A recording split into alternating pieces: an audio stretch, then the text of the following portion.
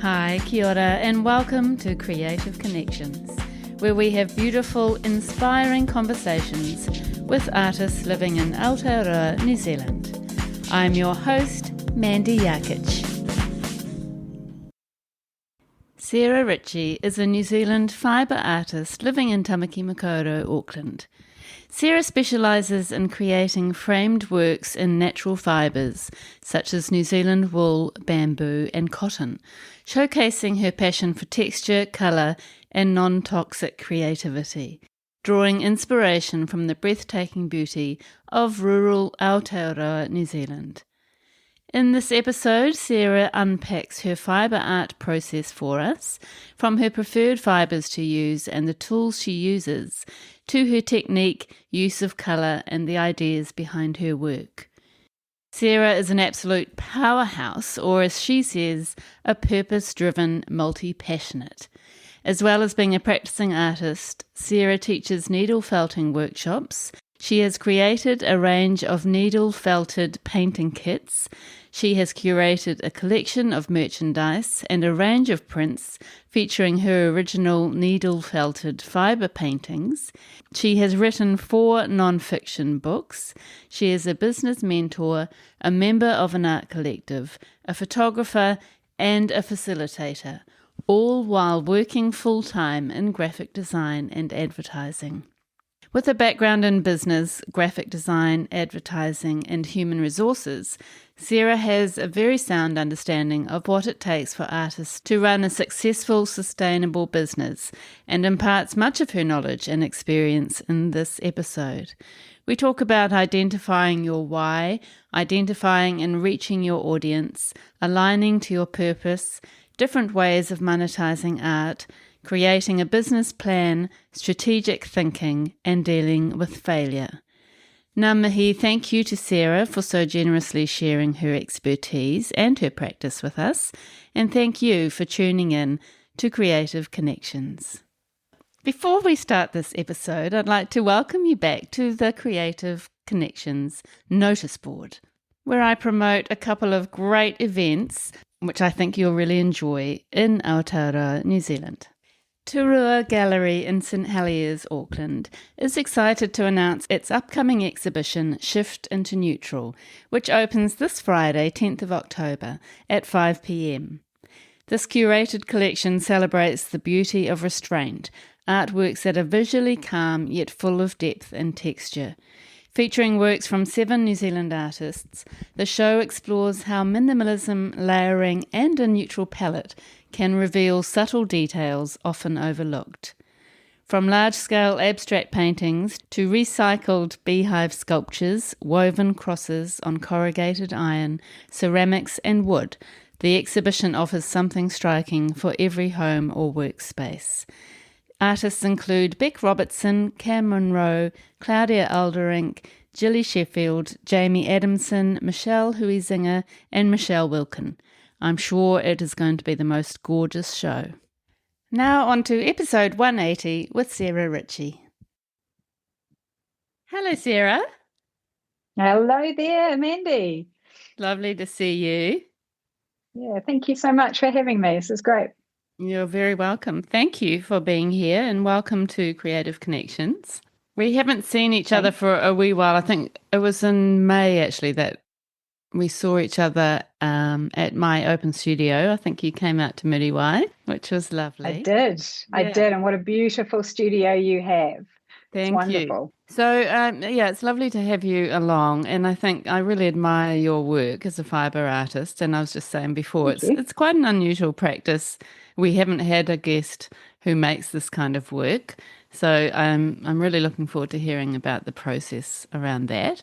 And also your amazing sort of marketing experience that you've had over around 30 years. So I think that's going to be really interesting too for our audience. So let's get started with you as a youngster. Can you tell us a bit of the backstory of Sarah Ritchie? Ooh, backstory of Sarah Ritchie. Good question. Kiwi through and through, so born and bred in New Zealand. Moved around a lot over the course of my life, but predominantly here in Auckland. in New Zealand. But yeah, growing up was interesting because I knew at the core of my being that I loved art. Loved it. Crafts, art, anything I could get my hands on. It was just me and my mum growing up, so we didn't have a lot of money, didn't have a lot of resources. But one thing my mum always did was she made sure that I had art supplies, and I just thank her very much for that. That was that really set me on the course for my life, and I knew from a very young age. So I was playing business from about, I don't know, 8, 9, 10 years old. So I always knew I wanted to be in business for myself in a roundabout way, as a youngster would. Loved the idea of having a business, loved art. And then I got to college, and a very well-meaning but very misguided older relative said, "You'll never make money from art." And I listened to them. And so I chose all sciences at school and got off on a different trajectory. And it wasn't until I'd left school, then realized I'd made a horrible mistake, ended up back at my high school with the careers counsellor crying because I said I've made a mistake. And then I actually got back on a track of sorts, but not fine art, and took a photo lithography apprenticeship. Oh, really? So, and that trade disappeared. So, you're showing my age here, but back in the 90s when Apple Macs came into the printing industry, completely took over my trade, and that died out. And I started as a graphic designer. I trained on the job as a graphic designer for a career that was brand new into the world. So that was it was really an interesting start, and maybe a very non-traditional start. And if I could do a do-over, I would have gone back and done a completely different set of subjects, it's a shame, but I don't regret any of it. I've stayed in the commercial side of art for my entire career. So I've always worked early days was the printing industry, but then it was design agencies. I went and worked for myself for 10 years as a graphic designer, and then back into a graphic design agency and into advertising. And then my later career has been quite different again. So yeah, it's always been in and around that commercial art space rather than the fine art space. And I think it's meant that my art practice has started a lot later in life. But again, I don't regret it. I don't regret I don't regret my life journey. And I think having that commercial understanding has really benefited my art practice. So today I still work full time. I've got a full-time job working for somebody else, not myself. And so I'm doing my art practice on the side. And in of that comes with the whole set of, challenges that I think a lot of us can identify with. Yeah, absolutely. Oh my goodness, I don't know actually how you do it, because I look at your website and I think this woman has put a lot of time and thought into this. And as a person, I guess, who is really interested in business and understands business, that is a big part of what you do as an artist. And this is not the difficulty. I think this is the thing that, we've seen with websites, with social media. We get this impression of what we think an artist's life is. And it's often totally not true. It's so highly curated. But the reality is, I have not been able to make art as a full-time career for myself, just simply because of, financial obligations that we've got, and the having to earn a particular salary level. So to get to that salary level, I have not been able to do that. But also right at this stage of my life, that's not my plan, to be a full-time artist. So we've kind of got things going on here, but nevertheless, just because someone doesn't work full-time as an artist doesn't diminish their ability to be an artist. Yeah, You that's know, so right. and that's also what we often don't see or don't understand just from looking at social media or Mm, people's websites. And it goes yeah. back to that age old question of what's an artist, you know. But I feel if we want to break it down to the bare minimum, if you make art intentionally, you are an artist. You might not be you might not be monetizing that art. You might not be exhibiting in galleries or commercial, being a commercial minded artist, but you're still an artist. Mm. And it gets me very frustrated when I hear, certain circles that don't appreciate that, or they have a very defined definition of an artist, you Yeah, know. there's definitely some sort of hierarchy in how artists are viewed. There is, and it's the same, with my particular art practice, which you have mentioned there, that I am a fibre artist, and as soon as, again, certain sectors of our art ecosystem, that I like to call it, if you are not using a particular medium, then you are not an artist, or you cannot possibly exhibit in a gallery. And fiber artists and fiber art falls into that category often. And it frustrates me a lot because in my mind, it's just a medium. We're all making marks. Yeah. It's just what is the medium that we're choosing to make those marks with.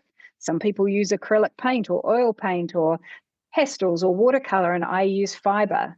So I don't see why there should be a difference, but there Mm. is. And so that is one of the many challenges, for fiber artists, is just getting recognition.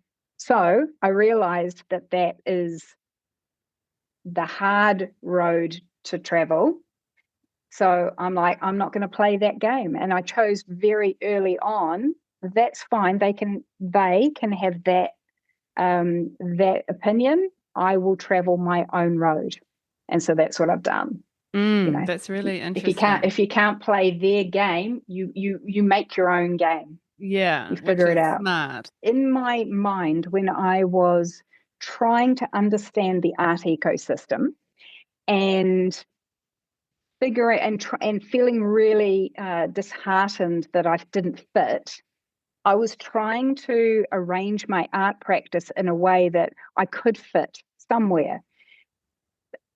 But then I realized that isn't me. It's not me. So I figured out early on that, because, okay, so maybe it'd be better to just explain that to create a fiber piece like I do takes so much time. It's incredibly time consuming. And when I'm working a full-time job, and then doing my art in my spare time, it means I'm never going to be a prolific artist. That's not particularly tempting for an art gallery. They'd like to have at least an artist that could guarantee some supply, or, you could run an exhibition, have a solo show. That's not going to be me as long as I'm working full time. I just don't have the time to do it. So I worked out very early on, if that's not me, then what do I do? And that's when I had to really set my business strategy, understand what my goals were, figure out my purpose, figure out my why, and then align all of my activity to that end. Because otherwise, I would spend a lot of time doing something that wouldn't necessarily get me to where I want to go. And then it becomes a vicious cycle of being disheartened, and maybe even I would have given up. So yeah. So yeah, Mm, definitely. I definitely thought about it, but then I realized galleries, it's not not for going to me. work. Yeah. Yeah, the odd, and it's not to say I don't exhibit. I do exhibit in the odd show, but it's only ever one or two pieces Mm. in a group show. Just simply because I can't churn out the Yeah. pieces fast enough. Yeah. Yeah. And it's really good, I Mhm. think, to kind of take stock and regroup and look at the big picture and think, actually, that's not going to work for me. What do I need to do differently, or what do I need to Yeah. do instead? Or, have those kind of thoughts, Yeah. which I think is really interesting. And the way that you've approached it with a real sort of business strategy is something that we can all learn from, I'm sure. So we will get to talking more about your actual practice. But can you please talk to us about that business strategy and what your goals were and how you approached it? Yeah. Yeah, 100%. So for me, hmm, and this is perhaps maybe just slight segue. So I am both an artist and an author, and so it's two passions of mine that run side by side.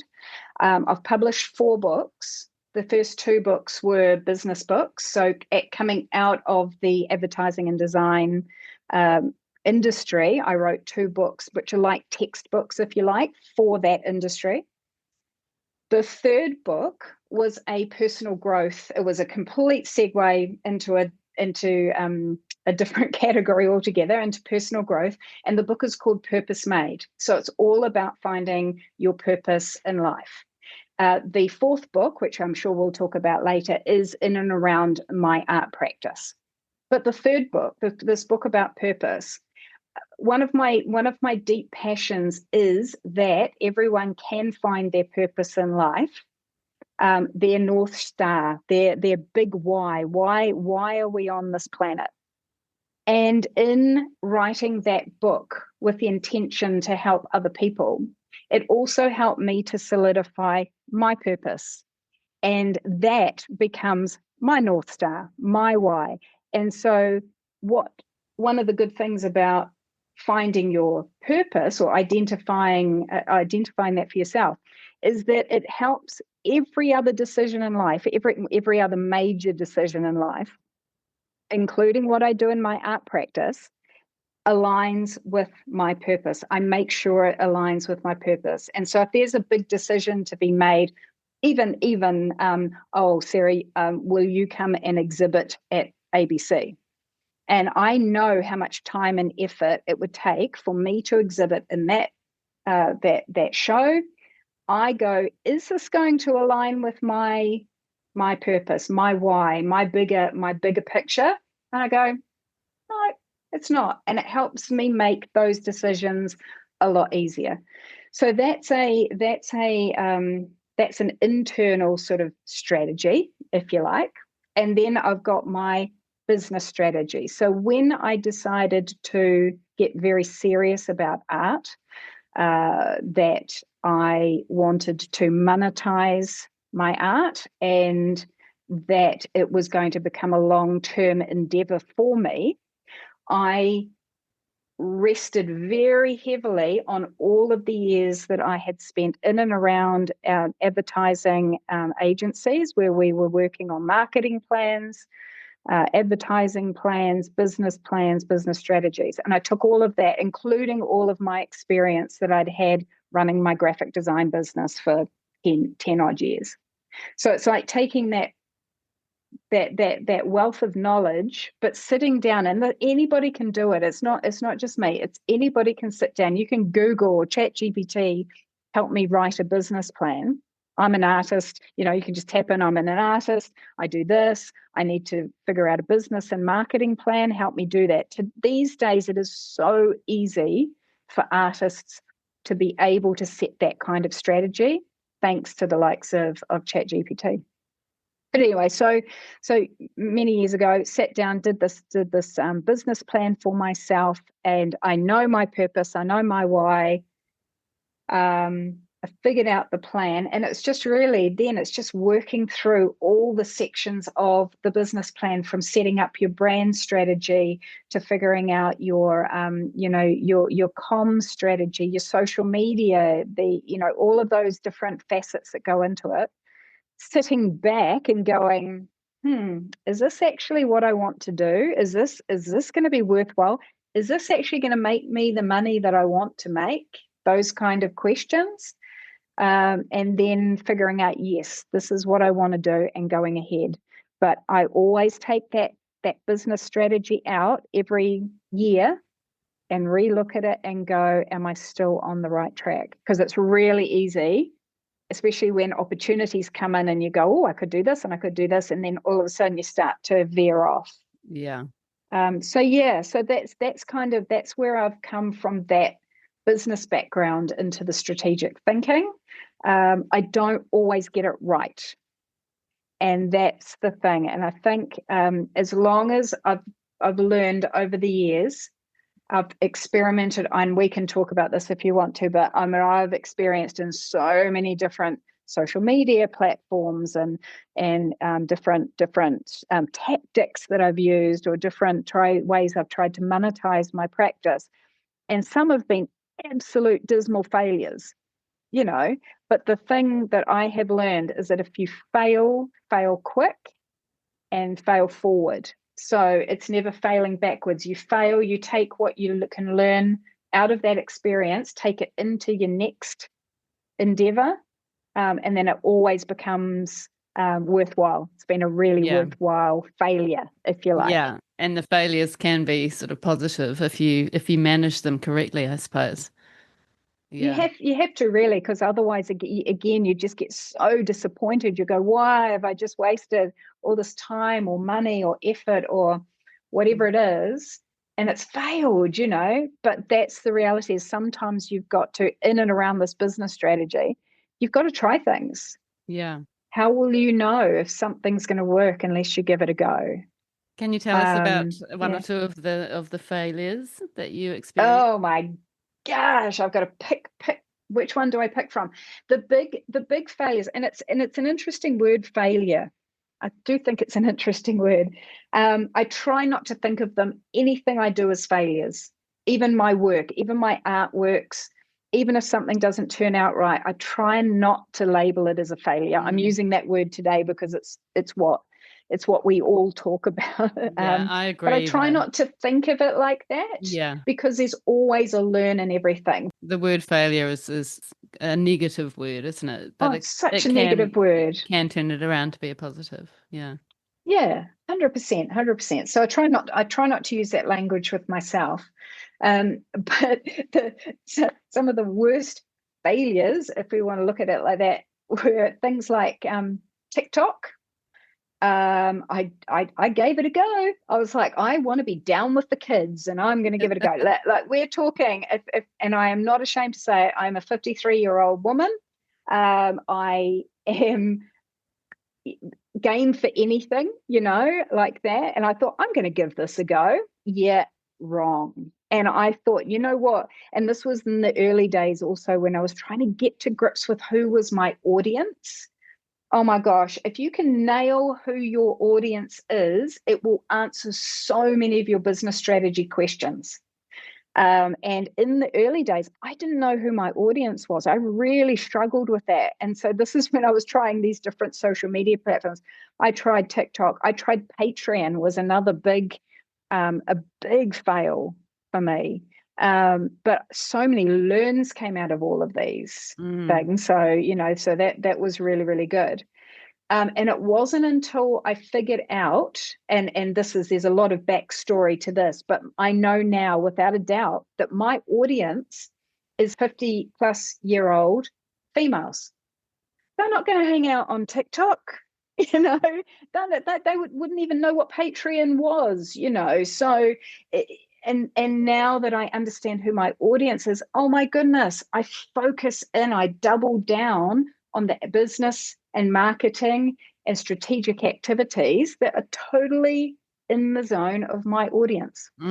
That's I really wish I'd known interesting. that years ago. I Yeah. wish I'd known it, And I wonder why your audience is that, just because of the nature of your medium, or No, it's the nature of how the medium has led to other activities. So it would be good to probably explain that as a fibre artist, my medium is natural fibres. So it is predominantly wool fibre, of which I use almost exclusively 100% New Zealand wool.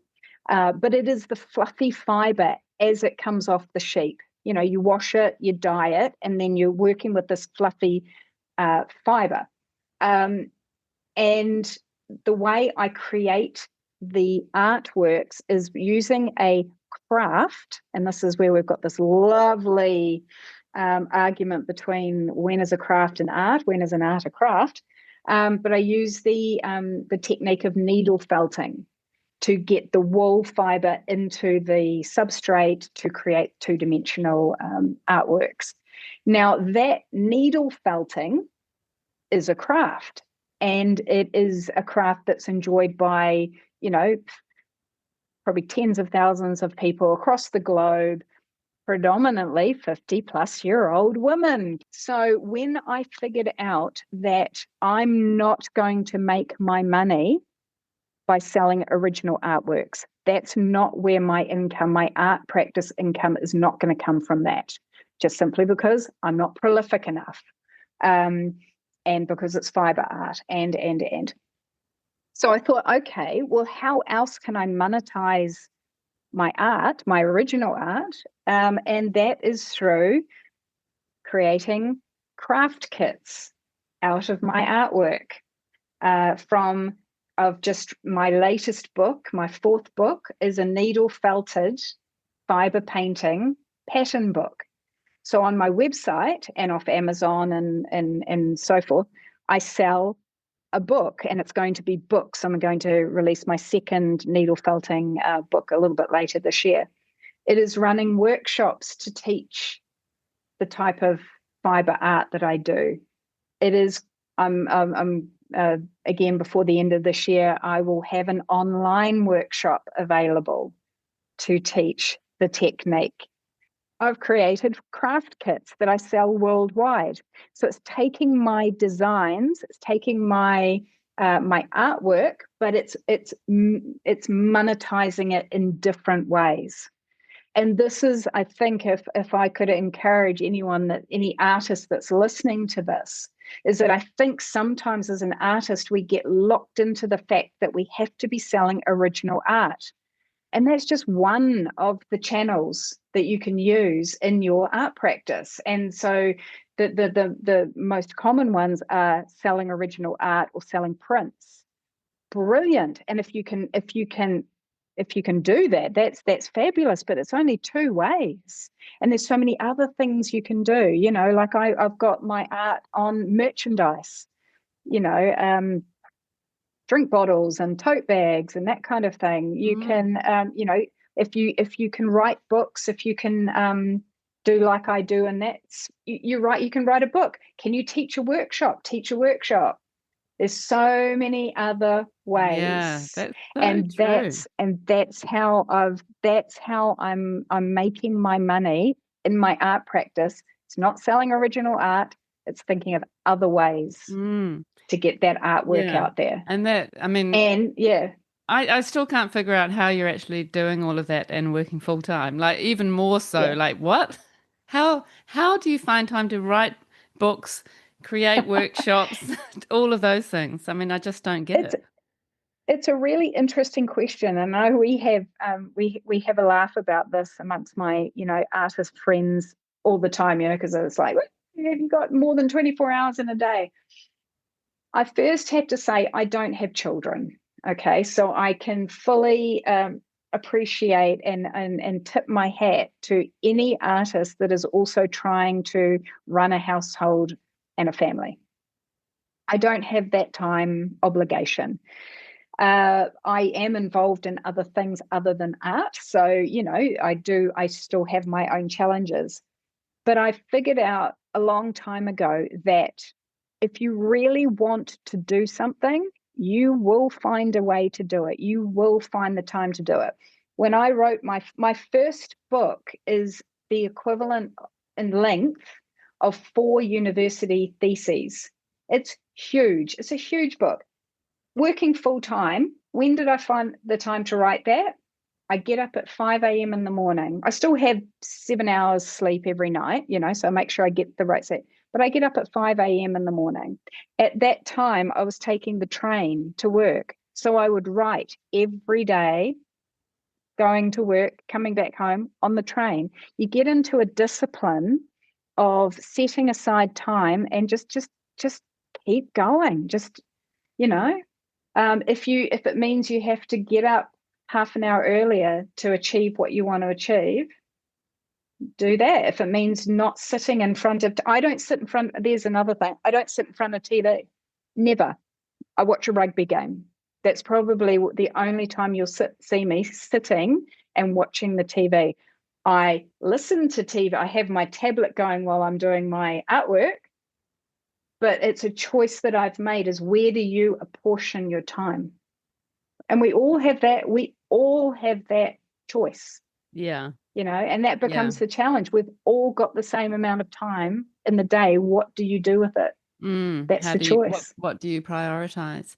And do you feel, I mean, do you think the way that you run your business and your art practice, do you think that is a real passion for you, is the whole business idea, so that you're feeling really passionate about all the elements of the work that you do around your art practice?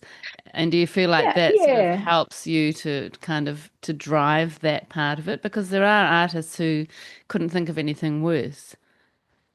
I think we all have parts of our art practice that we don't particularly feel passionate about, and that's the difficult. So I look at my art practice as a business, and I know that some artists do not like to think of it like that. It's a foreign concept. It's what they don't want to do. For me, yes, I love aspects of running a business. Um, but I think more than that, you you've got it. Well, you've got to have passion and you've got to have joy. Because if you don't have that, it's not going to work, and you'll just feel like you're on this treadmill.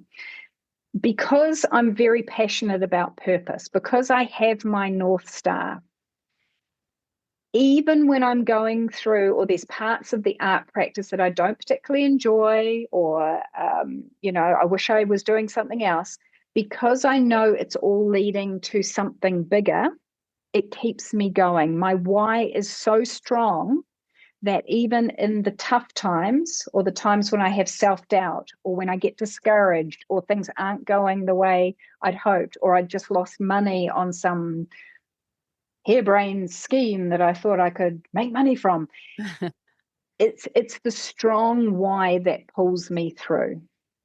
So that's first and foremost. And then I also think you have to have joy. It has to bring a measure of joy. Otherwise, don't do it. You know, it's a waste of time, waste of life. Try something different. Mm.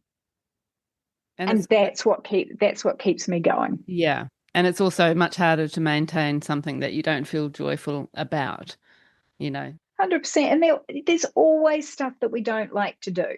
There's always stuff that's not joyful at all. But as long as it's not constant, as long as you've got moments of unjoyful stuff, but the majority is in your happy place, it's good, Mm. right? Yeah. So yeah, I mean, seriously, if you're feeling in the pit of your stomach, do something Yeah. different. Yeah. Life is too short. And creating kits is such a great idea. And I love the way that you've linked it back to your practice by using actual, some of your artworks, not all of them, but using those as patterns, the not so complex ones. So that's a nice way to kind of link, the making with the work that you're making, and then sort of exposing your art to a new audience potentially. So could you talk us through actually how you figured out how to make the kits, and how you did that? Because that's really quite interesting for me. Okay, so this is going back a little bit into the business strategy, knowing your audience and trying to figure out how this all ticks. So I'll give you an insight into how that works for my practice. I did not want to acknowledge that my art could possibly be in the craft world. I didn't want to. I thought that was, I've failed. I've failed. I'm not an artist. I'm a craftsperson. And I went, no, no, no, no. Hang on a minute. No, I'm still an artist. This is still art. but my audience are crafters. So how does that all work? And this is when I realized, because I hated Facebook with a passion. I loved Instagram because it was visual. But I know now Instagram is not my target audience. I keep my Instagram account going because I personally love it. I love curating. I love using it as a platform. But my audience hangs out on Facebook. Not only are they Facebook, but they are Facebook groups. So I had to pretty quickly get over my dislike of Facebook, resurrect my old Facebook account, zhuzh it up, and try and figure out how this world of Facebook groups works. And I realized that my audience who would love what I do are in these needle felting Facebook groups. So I got really busy and I joined a whole lot of groups. So the thing is, so I create a full size, like a proper artwork, not patterns, not kits, not anything, a piece of art. I post it to the Facebook group, talk about it. And what that does is that inspires the people that are in that Facebook group. They look at that and they go, oh my goodness, I love that. How did you do it? Oh, this is great. I wish I could do what you do. Boom. So then you take that original artwork idea and you've already sowed the seed, and then you give ways for my audience to learn what I do. And that's where the kits came from. That's where the book comes from with the patterns. That's where the online course comes from, because the more I post original art to those platforms, the more they're going to go, oh, I want that. I want a bit of that. I want to learn that.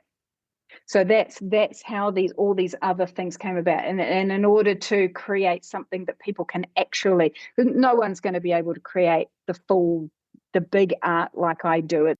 So I had to simplify it down to the bare basics, very simple designs that other people could learn. And that's how it works. In the meantime, keeping my website going, the number one objective for me is to get people to sign up for my email database, to receive my email newsletter. I do not trust social media accounts at all. Not at all. Facebook, Instagram, they will change things on a whim. They will remove features. And if you are just relying on them for your audience and to have your database locked up with one of these social media accounts, you could be in serious trouble. So right from the early days, my number one priority, sign up to the EDM, sign up to the EDM, sign up to the EDM relentlessly, every opportunity I can get. And that's where that database is yours, and you can talk to your database as many times as you want. And from that, convert your fans, which are already your fans because they're signed up for your database, convert them into sales. Yeah, brilliant. So it's been this big interconnecting strategy of lots of different things. But the number one thing was when I knew my audience. Everything else clicked into place. Yeah, I can see that. And that is it's such good information for artists, and it really kind of makes you think. I mean, you talking like that, hopefully for our people listening, will just kind of spark other little things that work for their practice, and it's such a fantastic model. It really is. It's brilliant. And so how did you actually physically get these kits made? Oh, I made them myself. So again, you're going to go, where did you find the time? I'm very, very fortunate, and I know that my set of skills and talents is unique to me, right? And I'm not under any illusion that someone could take my formula and replicate it, because everyone's got their own skills and talents. But for me, I love doing things like that. So for me to pull a kit together, to source the right components to make sure I can make money off the kits, to arrange the postage, to do the advertising, to all of that. That kind of falls into my wheelhouse. Yeah. And but I will say the kits are not my money earner. That they are a part. They are a part of the whole thing. They're not bringing me in a lot of money. The money for me is coming through workshops and books, and it will. I'm very, very confident that having an online course is going to open that up to all the people in these Facebook groups all overseas that cannot attend one of my in-person workshops. Yeah. That will be where the good money is for me. Yeah, So I can imagine. And I feel like they're all so beautifully connected. Like the person who goes to the workshop maybe wants an extra kit or thinks, oh, my auntie will love one of those kits. And it will just you can just see it that's snowballing, which right. is part of the plan, I suppose.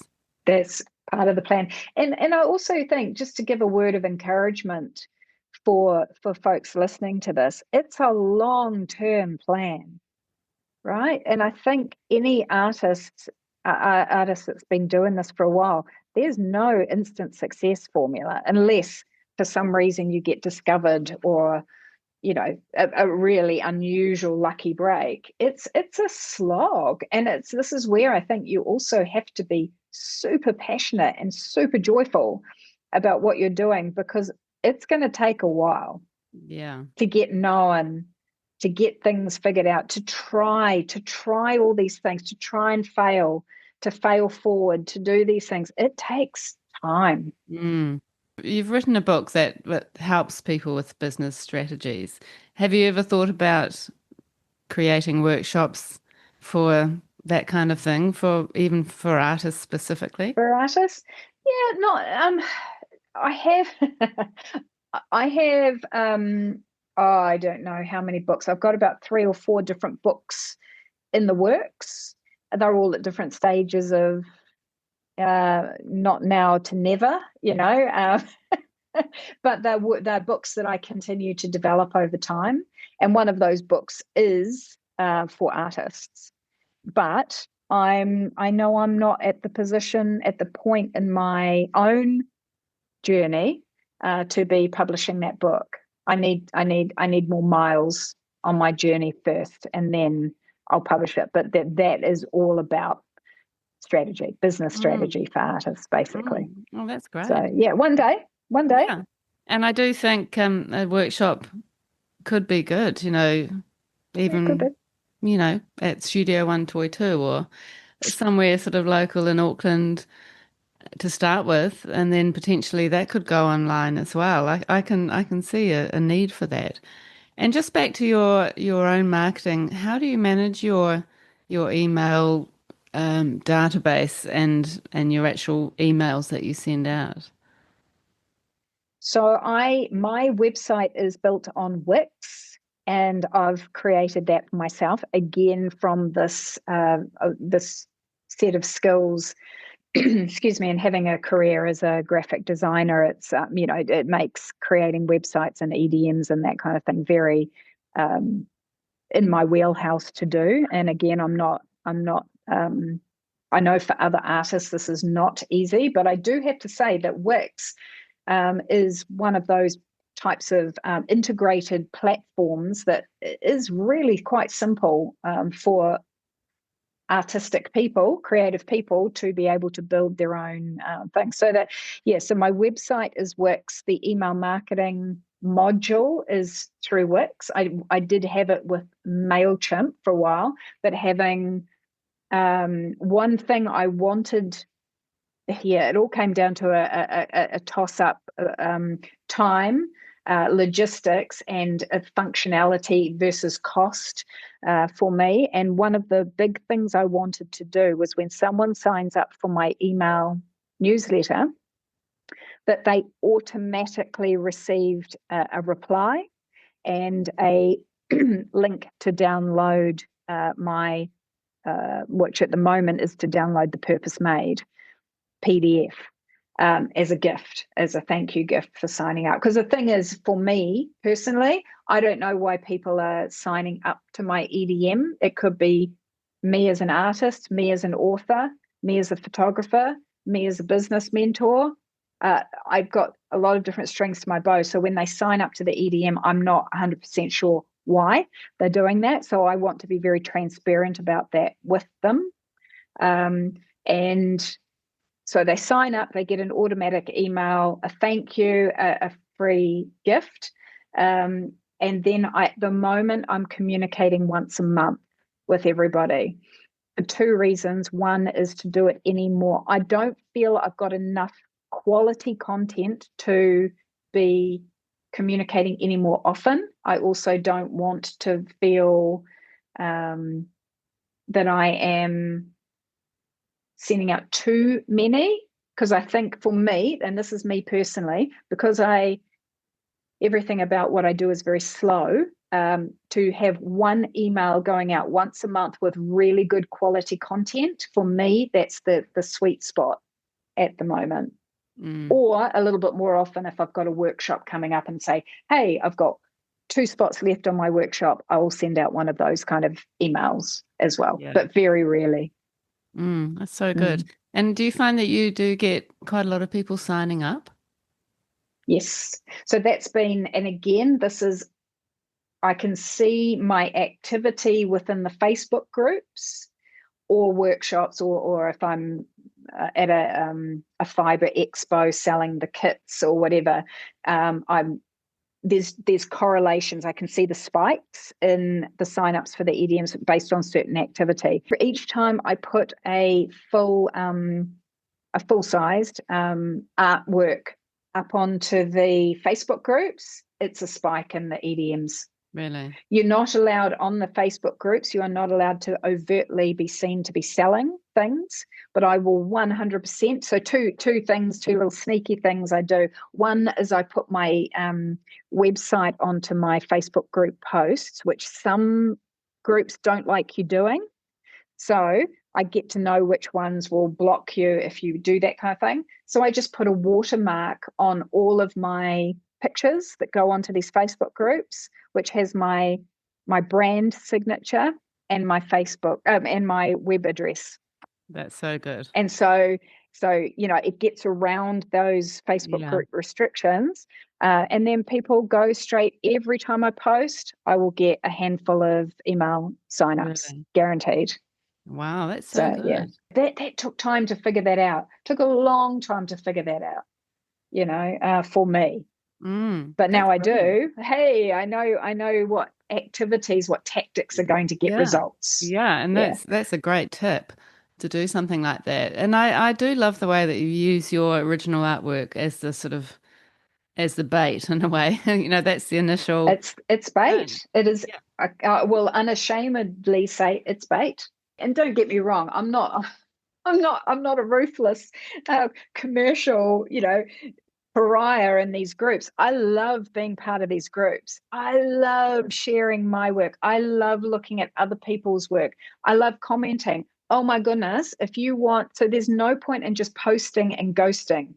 Never do that. If you're going Facebook groups or any of those social platforms are going to be part of your marketing plan, be part of the community, give back. Like I spend a lot of time. So this is more, not enough. I wish I could spend more, but I spend time in those groups commenting on other people's posts, encouraging them, not promoting myself at all, just going, hey, great job, or love the colors that you've used, or how did you come up with the inspiration for that? And being an active member of these groups, that also pays dividends because people get to know who you are. You build a relationship. Might not be my platform that I'm building a relationship on, someone else's Facebook group, still building the relationship. Yeah. So, and I love it. I wouldn't do it otherwise. Otherwise, it would be completely fake. And that's not who I am. No. Oh, I love that. It's such a good approach. Well, it's test and measure, try and fail forward, figure it out, do something different. you Yeah, know. So and I love the way your career has fed into this, that you've been so informed by all your knowledge from your career, and then it's just complemented so beautifully with your art practice, which then has grown into another business for you, which is quite amazing. absolutely. No, I Yeah. appreciate that. Thank you. Now, your actual art practice, the beautiful work that you make, is, as we have discussed, fibre based, or it is fibre art, and you are very mindful of making sure that your practice is sustainable. So, can you talk to us about your practice and the kind of work that you are actually making? Yeah, Okay. yeah. Look, it's a really good question in and around that topic of sustainability. And it is interesting because I didn't get into working with fiber just because it was a sustainable medium. That wasn't the original intention. So what happened was, unfortunately, I've tried so many different mediums over my life. It started as a teenager, but it really hit home what the problem was for me in my 30s, is that I have reactions to chemicals. So they're called toxic headaches. And so anything that is synthetic, chemicals, perfumes, air fresheners, deodorants, that kind of thing, I get almost migraine level headaches from it. And so what that meant is that for many of the components of a traditional art practice or the mediums that are traditionally used, I couldn't use them anymore. And I thought my art days were over. And it wasn't until I discovered that you could use fiber to create two-dimensional artworks, it literally just opened so much for me that was so exciting. But I didn't have anyone to learn from. It was like this thing that I couldn't, there weren't really, there were a few YouTube videos, but really nobody taught me.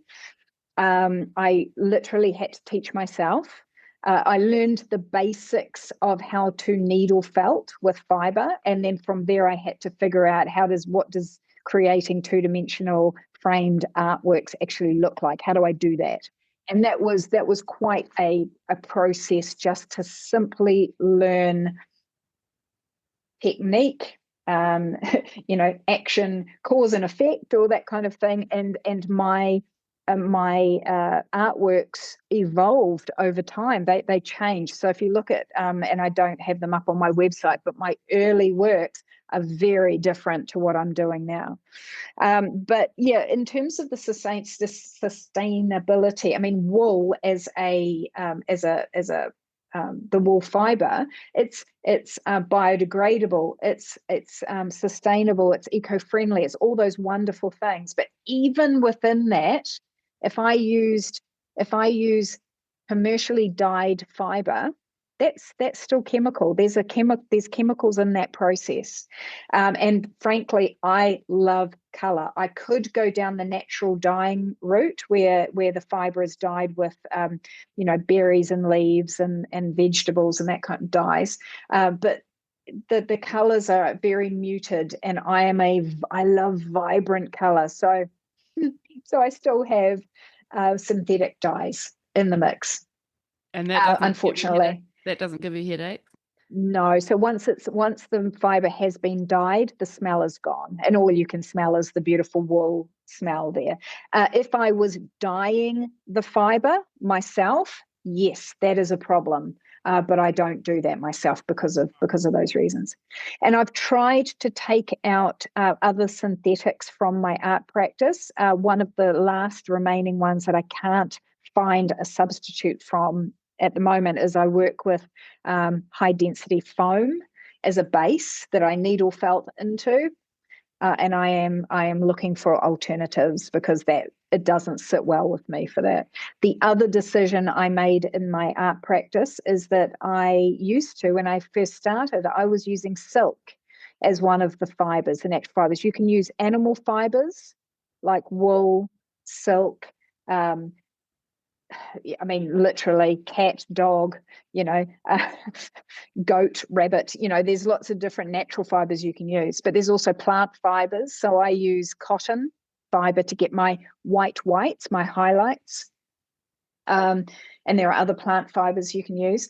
But silk was an interesting one for me because in order for silk to be harvested, the silkworm has to die as part of the practice. There is a very small portion of the silk industry where that is not the case, but the majority of the silk that you will buy or that we can get commercially here in New Zealand very easily, the silkworm has to die. And I did not want any animal to have to suffer or die for my art practice. So that was a decision that I made very early on, to remove silk from what I was doing, but to replace that beautiful luster that you get with silk, it was really difficult. And in the end, the closest I could get to, funnily enough, is bamboo.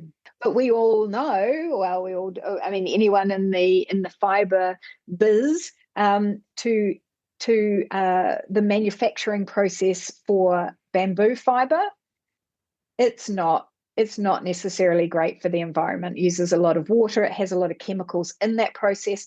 So to get a perfect,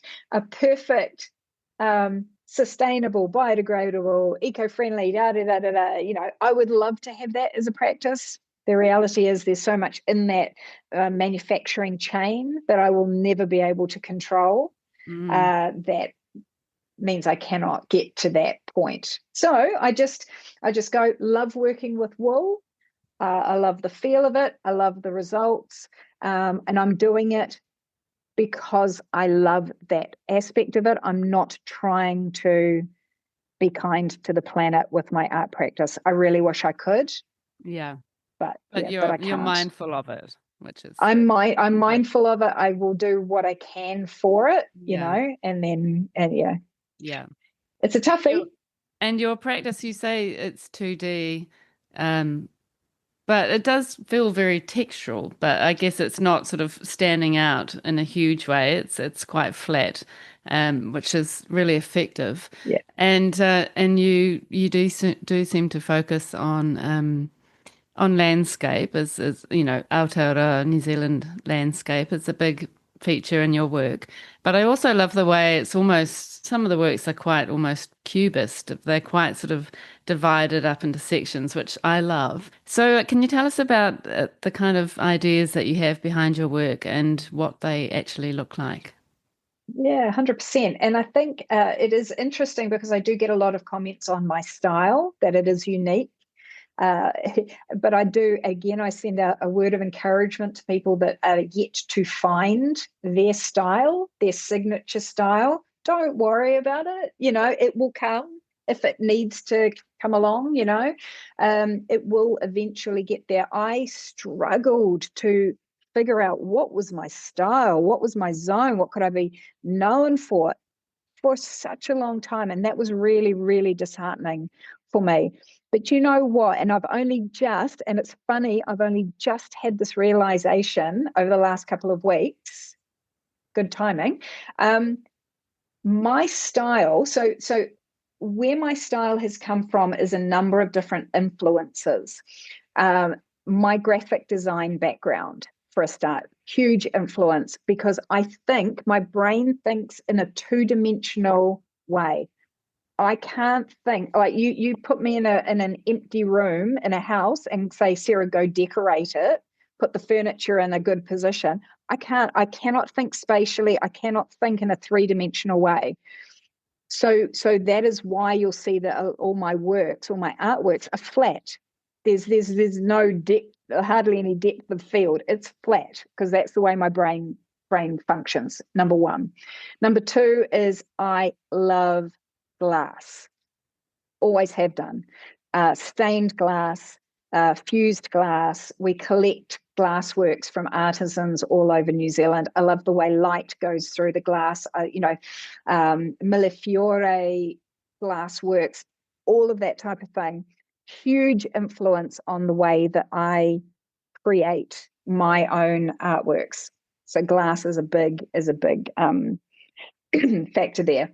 I love the Cubist painters and their works, so that becomes part of the inspiration into my artworks. And then also there is the restriction that you get with the medium itself, which is the fibre itself. Fibre being what it is at the size that I'm working, which is, you can't see on the podcast here, but it's kind of yay big by yay big. It's not huge. And this is, again, it's time, because I know exactly how much time this will take me to do versus this will take me to do. And when you're working relatively small, using fibre, you actually can't get a lot of detail in that, which you might be able to get with acrylic or oil or those kind of things. So therefore, contributing to my style, it's a little bit chunky. So because of that, and so I think the style has just developed over time. And what I discovered this week, which was the cherry on top for me. So my style has evolved because I follow the joy. And this was the realization. This has made me feel so excited because it's going to help. Having that realization is going to just help me exponentially going into the future. So when I started and I was going, I don't know what subjects, what do I create, what my picture's going to be. And I tried all different sorts of things, thinking that I had to do a certain thing because other artists were doing it. Therefore, I should really try doing those kind of pictures myself, or that kind of subject matter.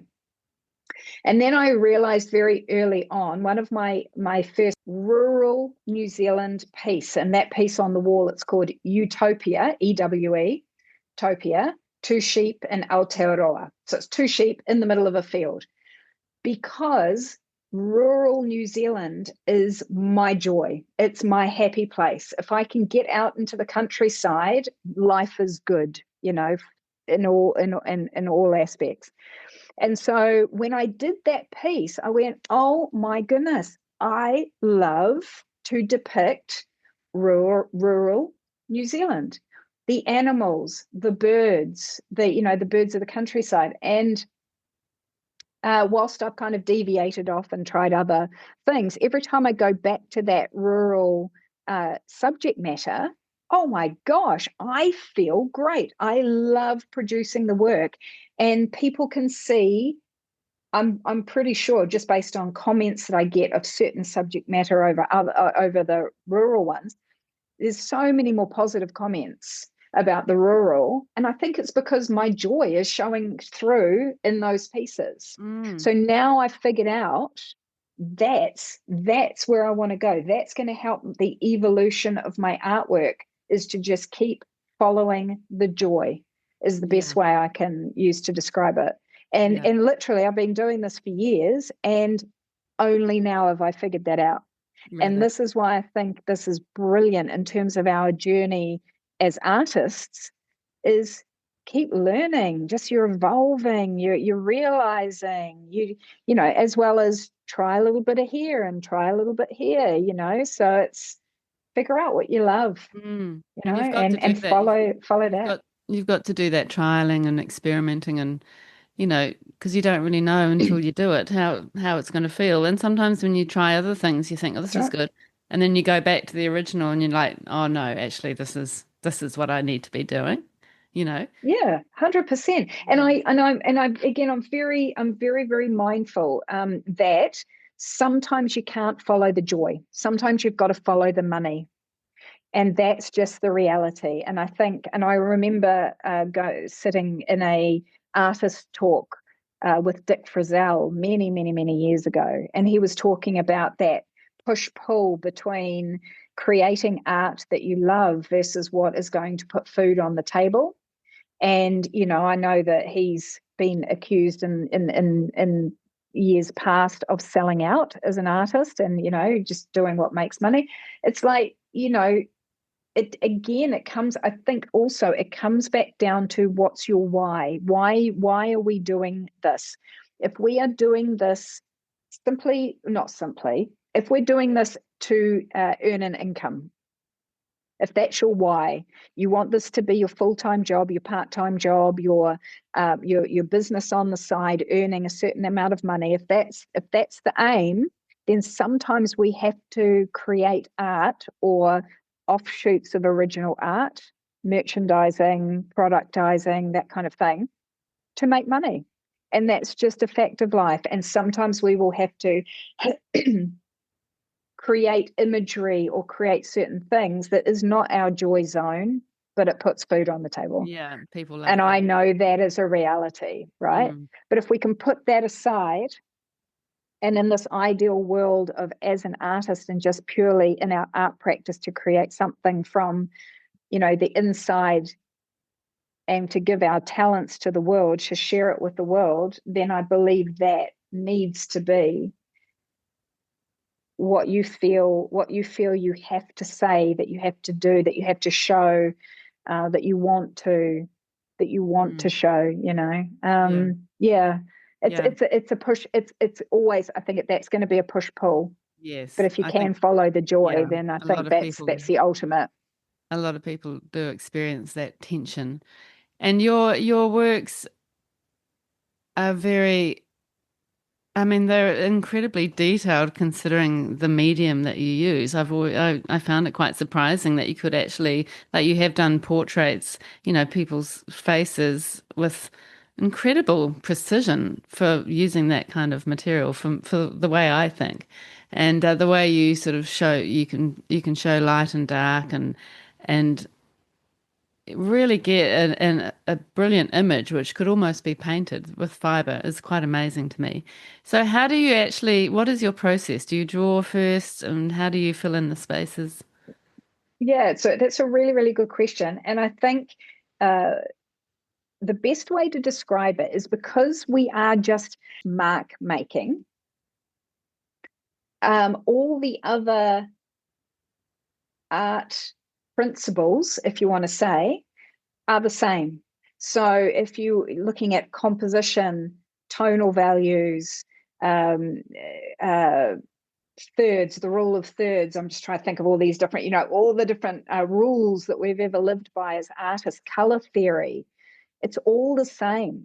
So we're just using a different medium. So if we know that all of that in the background is the same, and we're following those rules, if you like, then it's just figuring out, how does the medium work? So, for example, with paint, if I take red paint and yellow paint and I mix that paint together, I will get orange paint, because that's color theory. That's how it works. With fiber, you can't mix red fiber and yellow fiber. You can't mix it and just automatically you'll get a brand new color. What we're doing is we are blending the fibers. So what we're doing is we're doing what the pointillists used to do by putting different colored dots next to each other to trick the eye. That's essentially what we're doing with fibers. We're just tricking the eye because it's blended, not mixed. So there's restrictions with the medium, or there's challenges, or there's different ways that you work, but everything else is the same. In terms of my own personal practice, and a lot of this comes down to my background as a graphic designer, I do not sit at the canvas. We'll just call it canvas. It's not a canvas, but I sit at my easel, and I do have an easel. I work upright at an easel. I don't sit at the easel and let it flow out from me and just go, it's just intuitive paint, creating. That's not me. That's not how my brain works. I have to be very, very, very precisioned out. For me, it all starts with the composition. So the composition for me is done on the computer. I've got my programs on the computer. I create the imagery on the computer, and then I transfer that to the backing substrate that I have, and then put the fiber on the top of that. But I have to know 100% that composition is going to be good, because if the composition is not good, it doesn't matter how good my fiber work is, it's not going to be good at the Yeah. end. And I think that's one of the successes for my pieces is that the composition, not all the time, golly, and I don't get it right all the time, but the composition is usually good. If that's solid, and I know, and this is the other thing for me, okay, in terms of my process. So over the years, I have developed what I call a 4-layer process. Nobody else works like that I'm aware of. It's like a proprietary technique and process that I have, and this is what I teach in my workshops and in my book, for example, because people, it's new for them. So if they want to know, how does Sarah do what she does? Well, like, this is the process. Now, I have refined that process over time. So I know that if my composition is good and my abilities are good, that if I follow that process, that the end result, even though it might not be 100% what I've got in my head, and it usually is never fully what I have in my head, and that's okay, it's still going to be good. So the thing with that process, though, is because it's up in layers, I have a boring, an ugly, and a beautiful stage. And I think that's what a lot of artists can relate to, no matter what kind of medium that we have, is that, the first layer for me is just putting down a foundation layer. That's boring. And if I thought, oh my gosh, this is what it's going to look like, oh, that's awful, I'd just give up. The second stage is building up structure into the imagery, and often that can look quite cartoonish. That's what I call the ugly stage. And again, if I stop there, and some people do, they'll stop at those kind of stages, or they'll give up. It's a shame. You got to push through. Next layer is adding in the details, the high, the more the tonal values, and then my last stage is adding in the highlights and the shadows, or the final highlights and the shadows. And by trusting the process, by having a process and then trusting the process, it means that I can push through. So if I'm doing a piece that takes 30 hours to complete, for example, and I get to 15 hours into it and I go, oh, is this worth it? I don't know if this is worth it. I go, no, trust the process, push through, and it'll be fine at the end. Amazing. So I think that's really cool, that if, as artists, if you can develop a process that works, I think that's peace of mind, if it's possible for people to do. Yeah. Oh, that's really interesting. I'm sure lots of fibre artists will find that fascinating. And do you have to work in shapes like your work is like the Cubist artist is kind of organized into shapes? Does that make it easier so you can do an outline of the shape and work within the shapes? Does that make any difference? It's just me. That's just part of my style. Yeah. No, you can, no, if you actually look at most, and I'd say most people are not in my style most people that do fibre painting are not my sort of style. They're more traditional artists. So they'll be doing traditional landscapes or portraiture or animals. I mean, there are some hyper realistic fibre artists out there that you go, oh my gosh, you'd seriously think that was done with acrylic or oils. Really? So no, it just depends on what style you want to do. And first and foremost, I would like, what I'd love people to do is look at my work and go, I love that as a piece of art, and then be told it's fibre and go, oh my gosh, that's wool. That's what I'd love, ideally. Yeah. Yeah. Love it as art and then appreciate it for the medium. Yeah, that's good. I love that. And then how do you actually use a needle? I don't know much about this kind of art. It's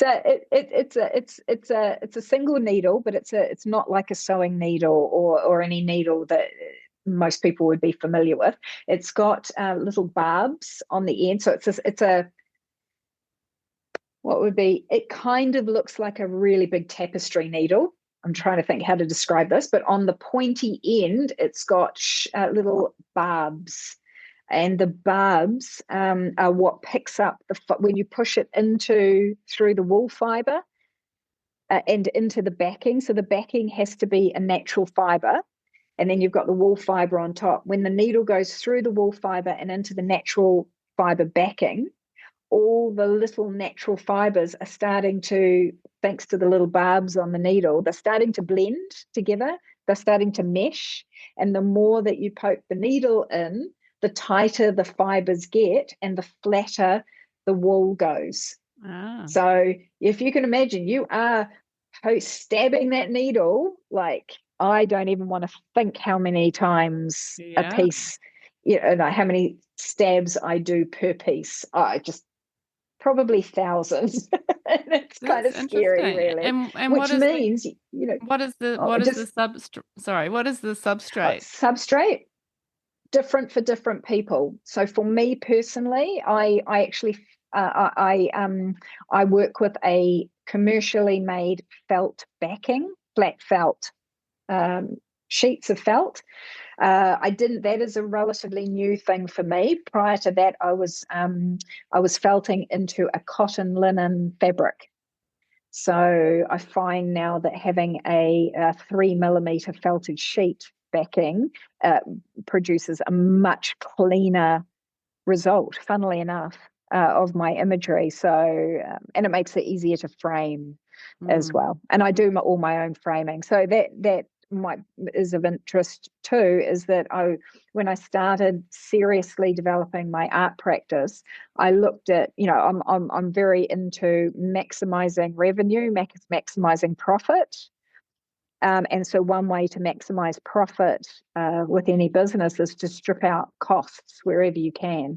So I looked, under a microscope at where all my costs lay in the business without sacrificing quality, because, for example, you can buy very cheap felting needles, but you're not going to get a good quality result. So there's some things you can't compromise on.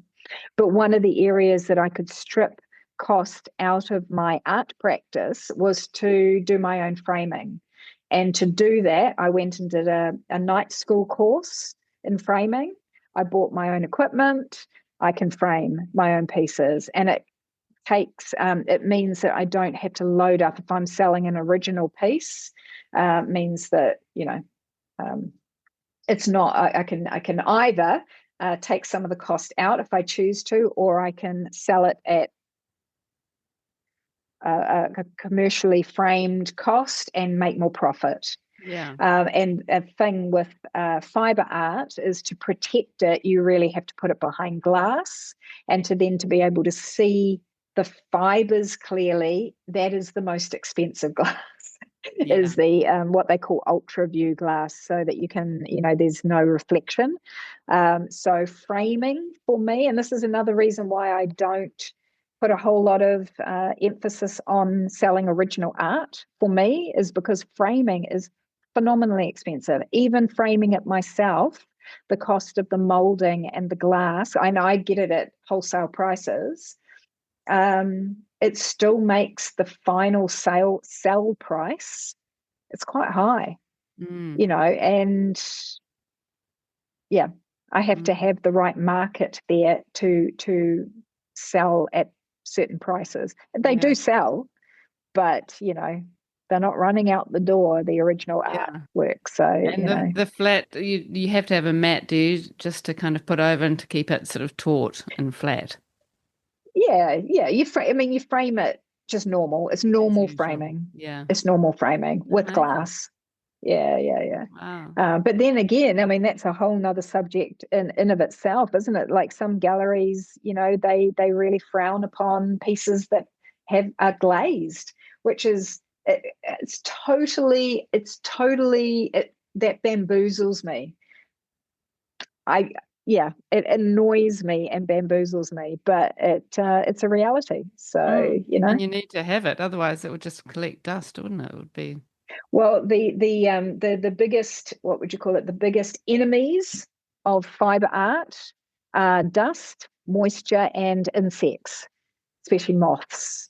And so if you want to protect it, you've got to glaze it. It's Yeah. just how it is.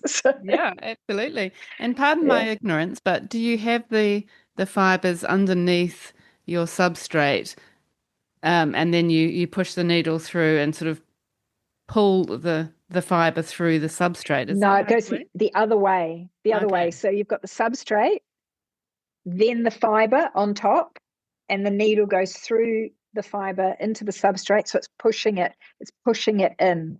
And the more Right. that you push it in, the flatter and flatter and flatter it goes. Okay. And we're only talking like every tiny bit of color. I'm taking the smallest bit of fiber. It's not like this big wad of Okay. um, wool. It's the smallest bit of fiber and just poking that into the substrate, small, small, small, and Right. that's where you get the beautiful Yeah, blends. I'm with you. I can visualize that now. Thank you for explaining. It's amazing. That's all It's such right. an interesting technique. Yeah, it's really Yeah, yeah, different. yeah. Yeah, brilliant. Now I need to. Charge your iPods. Okay. Hey, look, sorry guys, I've had to take my AirPods out because you'll be able to hear me. How's that? Right.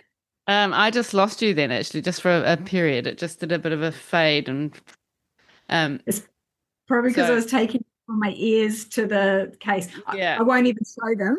I'll just say I've had to take, right, yeah. yeah, Okay. yeah. Okay. Now, So so sorry, I've just had to take my AirPods out because they've run out of batteries, but hopefully you'll still be able to hear me okay.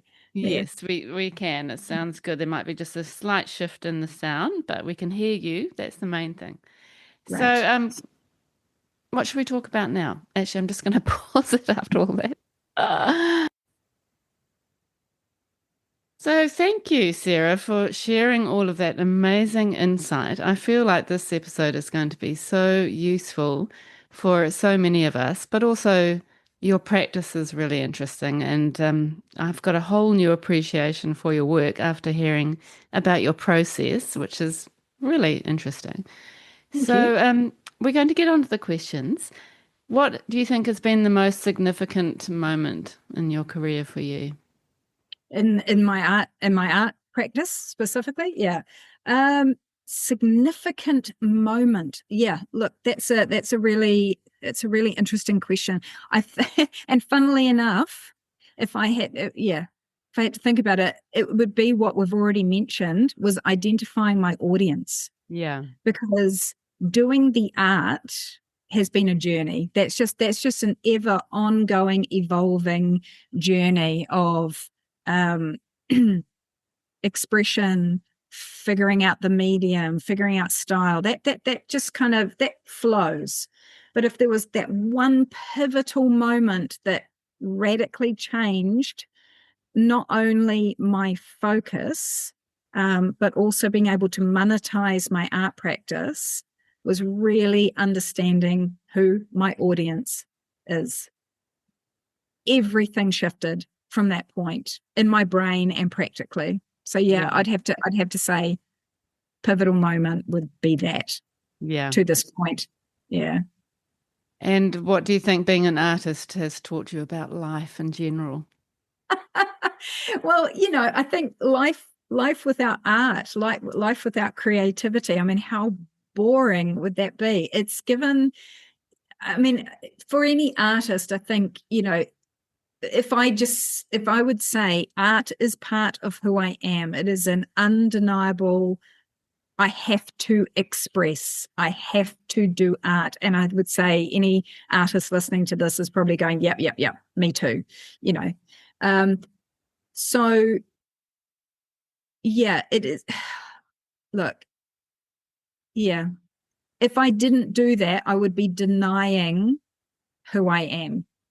And I would be denying the world the ability, the chance to see my art, to see my gifts. I fully believe that the art that is put inside of us, the creativity that is inside of us, it's not only artists, it's creators of all different types of creativity.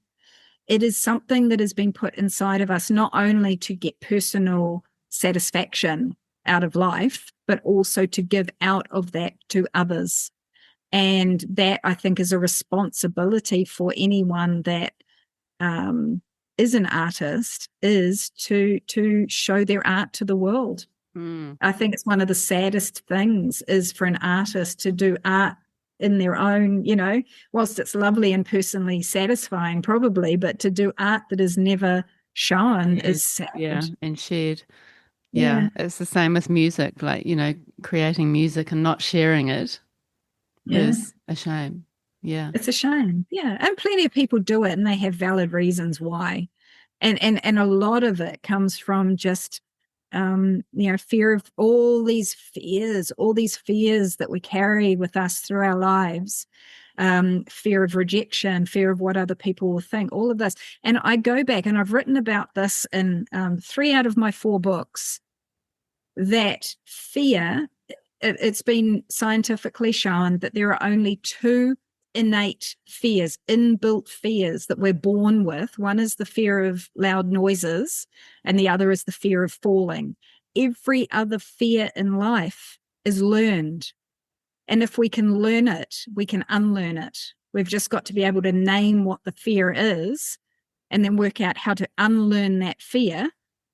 And it will just free you up to get on with life. And if what is holding you back as an artist is any of these fears, fear of what other people will think, fear of failure, fear of the unknown, fear of success. Some people fear to be successful, believe it or not, and if we can deal with these fears or, in the best way we possibly can, it enables us to be able to get that art out into the world and bless other people with our abilities, So, and speaking of wish that for everybody.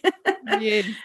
And speaking of fears, do you ever have doubt in yourself or in your practice or in what you're doing? And if so, how do you manage that? Yeah, 100%. And I think anyone that would say they don't is probably lying. Yeah, look, it's a really great question. And I think, my doubts typically stem from, am I on the right path? Is what I am doing going to get to achieve my purpose? And that is where the doubts come in. So, it's either that or, oh gosh, am I actually doing the right thing? Is there a better way to, oh God, I typically don't doubt my abilities. I'm old enough and long enough in the tooth to know what my abilities are. It's more like doubting whether it's the right thing to do. That would be doubts. But one of the things, and I just perhaps share a little bit of encouragement, I used to have a lot of fear of what other people would think of my artwork. And that was crippling for years and years and years. And the way I figured it to get over that was in the early days of Facebook. So here's me saying I have a hated Facebook with a passion. When Facebook in the early years, I actually was on there. And I decided that the only way to get over this fear of what others would think would be to hold myself accountable in public.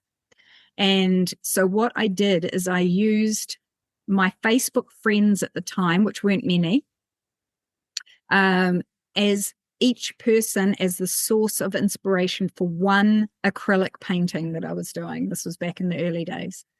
And I called the project Canvassing My Friends.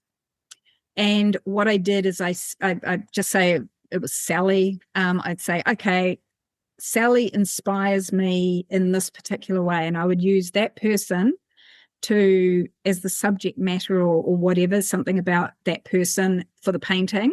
I would complete the painting, photograph it, put it up on Facebook so everybody could see it.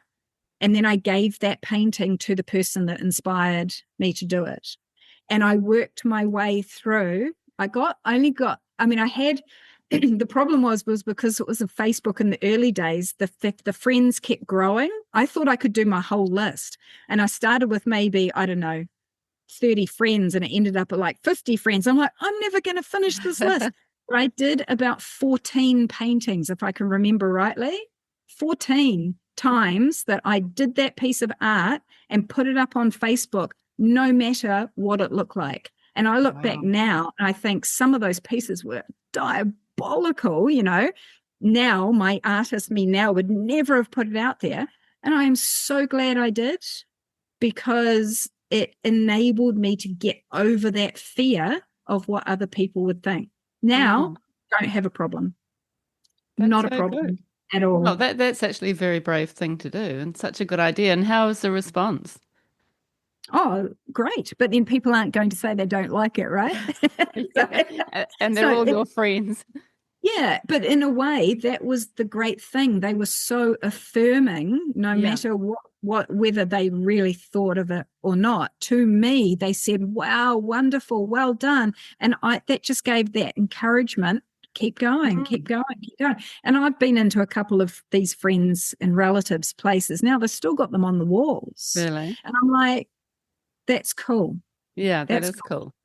But it took all of that to get over that fear. So I do encourage people that if you can identify it, if you can name what the fear is, and then figure out a way to help yourself minimize it or eliminate it, do it, because otherwise it's just can cripple an art practice. Cripple you. Yeah. Now, you've spoken about other books that are in the wings that will be published at some stage. What else is up in the future for you?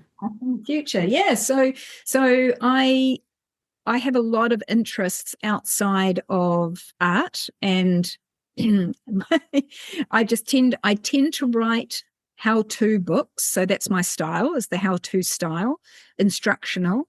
I have another needle felting pattern book coming out hopefully before the end of this year. And I decided to make it will become like a series of pattern books ultimately. And so the next one coming out soon. I have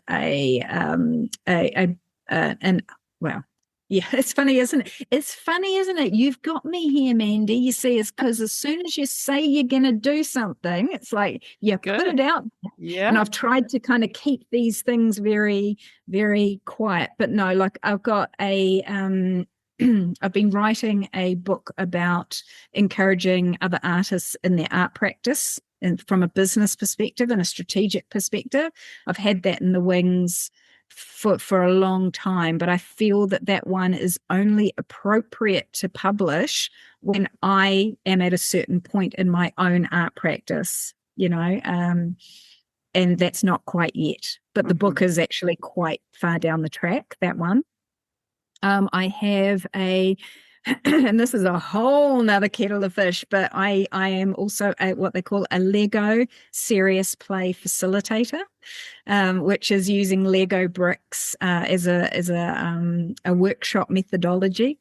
So I've written a Lego serious play book for other facilitators, but again, that one is just parked. It's not the right time to publish that. A couple of other books that are in such an embryonic stage that I really won't even talk about that. But it's all non-fiction. So I'm not a fiction author. It's all non-fiction. And then where to in the art practice? Just where it leads. I'm following. It's almost like one step at a time. I really don't have too much of a long-term plan for the art practice. I think the reason for that is because I have a full-time job. Yeah. If I was relying on my art as being my income, so at the moment it's a side income. And so I've got this luxury of being able to just do what I want or not do it, or, not have these long-term plans. If it was my serious income and I was really dependent on it, I would be planning at least a year in advance, because that is how you need to do your business strategy. If not a year, 3 years, 5 years, 10 years, I'd be doing really long-term planning. Can you see yourself leaving your full-time job at some point and devoting yourself to your art business? You know what? I think in the ideal world, I would say yes. because isn't that every artist's dream, right? To say that they could, work in their practice full time. So the artist inside says yes. Wouldn't that be wonderful? The reality of me is that I really feel that I'm where I'm meant to be right now in my full-time job. So again, looking towards the purpose. What's my purpose? What's my North Star? What's my why? That where I am right now, doing what I'm doing right now, that's what I'm supposed to be doing. So no. So right now, no, not actively seeking to do that. But I'm 53 years old, and this is another threat. This is another thing to sort of also give a bit of encouragement to artists out there that are at different ages and stages of their life, right? And often I think from the more artists I speak to, this is what I get, is that people will start to get serious about their art practice later in life because they see it as being a very high risk thing. So they'll do a less risky something to earn the money for the family, and then they'll go back to their art practice later. At 53 years old, I kind of look and go, okay, how many years have I got to go before retirement? And what I've done is I've done a vision of what I can see my retirement vision board. I'm very much a goal setter, a vision board planner. That's part of who I am. I have this vision board of what it will look like when I retire. And if I think that I have 12, 15, 18 years, whatever it is, whenever I can retire, what does that look like? So what does up to retirement look like for me if I have a certain number of income earning years in my job? Therefore, what do I have to do to make my retirement what I want it to be? And that definitely 100% includes trying to get passive income and recurring income from my art practice. 100%. Yeah. But that's part of the strategy. Yeah. That's a good goal to have. Yeah. Brilliant. Well, I feel like you're New Zealand's version of Brené Brown, and you are really good at speaking in a sort of motivational way, but also in a really sort of encouraging way to your audience. And, you've got a lot of knowledge that you can pass on and we can all learn from. So I really appreciate you sharing all of that with us today. Thank you so much for being on the podcast, Sarah. You are very, very welcome. And I really appreciate this opportunity, and I think life as an artist can be very solitary. Very solitary. And, to know that we have this wonderful community of artists out there that are not walking the same path as us, because we all have very, very individual paths, but have shared enough of similar things that we can get together and just encourage each other, and we can learn from each other and be inspired by each other, which I think is great. And that's one of the things I think is wonderful about your podcast. So thanks for doing it, and thanks for having me.